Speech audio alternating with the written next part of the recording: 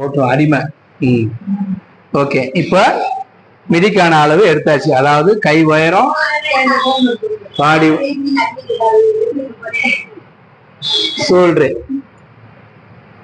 10 inch shoulder. மொத்தம் வந்து உயரம், கை உயரம், ஷோல்டரு, பாடி, வயிறு, சீட்டு. இது பாடி லூஸுக்கு. இது மிடி டாப்புக்கு முக்கியமான அளவு.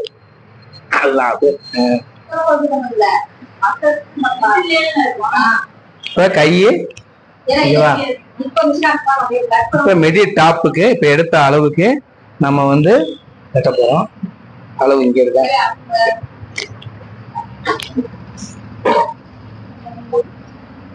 கைய நல்லா மடிச்சு வச்சுக்கணும். புஃப் கைங்கிறதுனால கை அளவு இப்படி எடுக்கிறோம்.